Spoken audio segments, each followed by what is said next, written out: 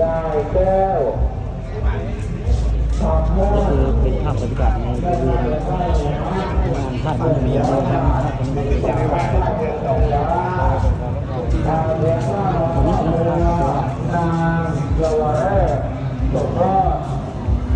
พไปไหว้พระพนมแล้วมากับเสี่ยวนมเลย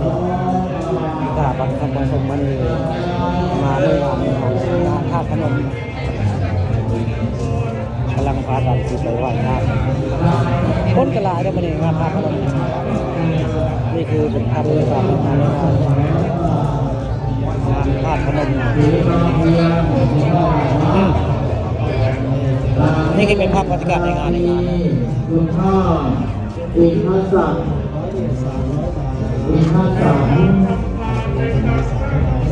ที่มนต์หาที่รับครอบครัว100 บาทนี่ก็ไม่ยากทำไมในภาพพนมกำลังสีภาพกันย่างมนต์ครูบาอาจารย์เขาไม่ได้ที่ติดต่อ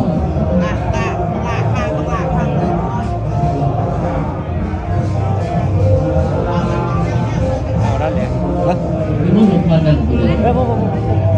ตัวแล้วมันก็เวียนตะกอนสัก3 รอบแล้วนะย่างนะก็เจ้ากัน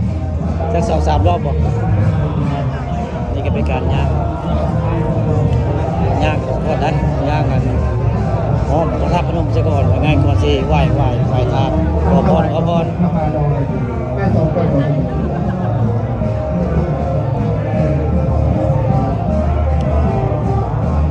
นี่คือเป็นภาพบรรยากาศในงานนะ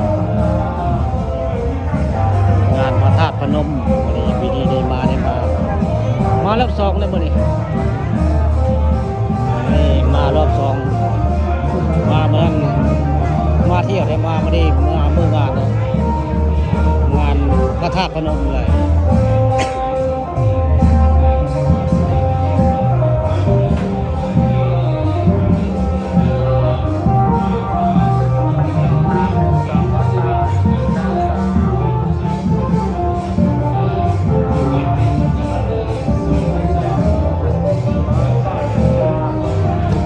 พ่อพระเจ้า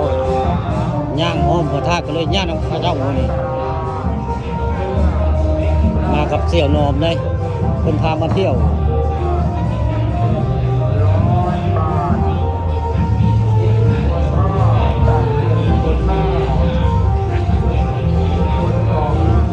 นี่แหละคือพระธาตุพนมที่เยี่ยงกล้องกันไปนี่คือเป็นพระธาตุพนมบรรยากาศมันนี่คนหลายเนี่ยมันนี่สกลนคร100 บาทนางบุญโยเจริญพร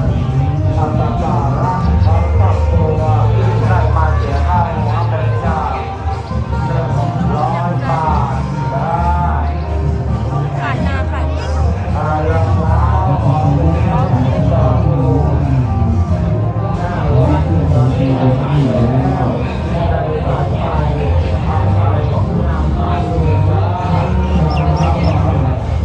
อันนี้คือรอบ1พอดีได้บ้านนี่คือ1 รอบของพระธาตุพนมคนกะมาหลายพอสมควรเลย